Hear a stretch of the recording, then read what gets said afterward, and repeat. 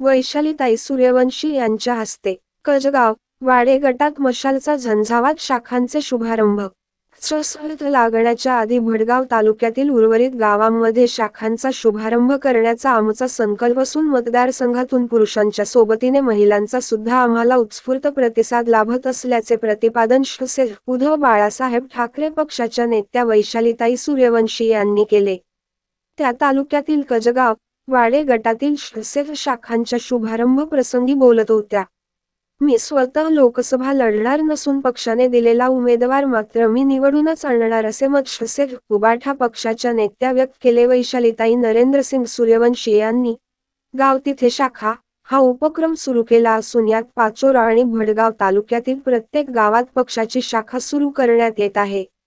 आज या उपक्रमाच्या अंतर्गत सकाळी भडगाव तालुक्यातील कनाशी, वाडे, बांबरुण, गोंडगाव, घुसर्डी, सावदे, लोण, बोरनार, बोदर्डे व निंभोरा या गावांमध्ये शिवसेना शाखांचा शुभारंभ करण्यात आला।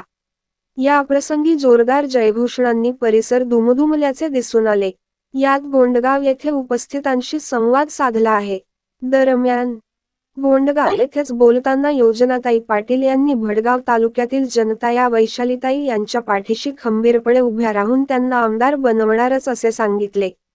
या शाखा उद्घाटनाच्या कार्यक्रमाला वैशालीताई नरेंद्रसिंग सूर्यवंशी यांच्यासोबत गणेश परदेशी, प्रशांत पवार, मनोहर चौधरी, शंकर मारवाडी, योजनाताई पाटील, क्रिकेट प्रवीण पाटील, जे.के. पाटील, चेतन पाटील, माधव जगताप, बाळूअण्णा, भालचंद्र पाटील, अरुण पाटील, गोरखदादा पाटील, विजय साळुंखे, रतन परदेशी, राजेंद्र परदेशी, अशोक माळी, प्रल्हाद चौधरी, शांताराम पाटील, प्रल्हाद महाजन, गोपाल महाजन, दत्तू मंडोळे, श्याम पाटील, संजय बळीराम पाटील, शुभम पाटील, वाल्मिक पाटील आदी मान्यवरांची उपस्थिती होती।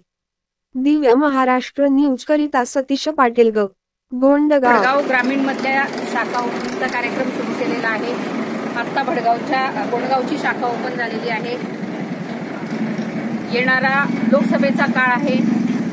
2-3 दिवसांनी आचारसंहिता लागणार आहे, त्याच्यामुळे आम्ही ग्रामीण मधल्या ज्या काही शाखा आहेत त्या ओपन करण्याचा आजपासून आम्ही शुभमुहूर्त सुरू केलेला आहे। ताई साहेब, आपल्या उद्धव ठाकरे सेनेत महिलांचा प्रवेश अधिक होते, काय बा महिलांना आकर्षण होण्यासाठी या पक्षात?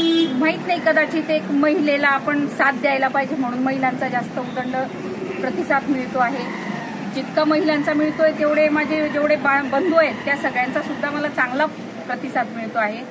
त्यामुळे सगळीकडे वातावरण जे आहे ते आनंदाचं आणि चांगलं वातावरण आहे। ताई साहेब, तुम्हाला जर पक्षाने संधी दिली तर तुम्ही खासदारकी लढवणार आहे का?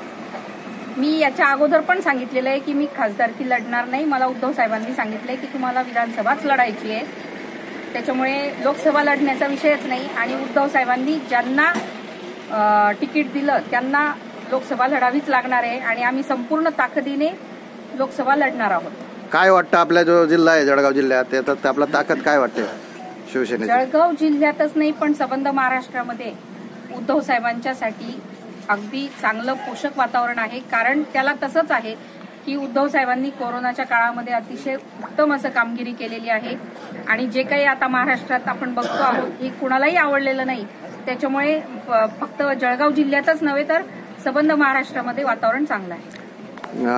ताई साहेब, तुम्ही आता नुकताच प्रवेश केलेला आहे, काय वाटतंय तुम्हाला या पक्षाविषयी? आणि जे मी अगोदर सांगितलं की महिलांची संख्या वाढते, व काय परिस्थिती काय वाटते पक्ष? आपल्या भडगाव मतदारसंघाला महिला आमदार म्हणून आज वैशालीताई उतरलेले आहेत आणि महिलांसोबत मला काम करायला खूप आवडेल।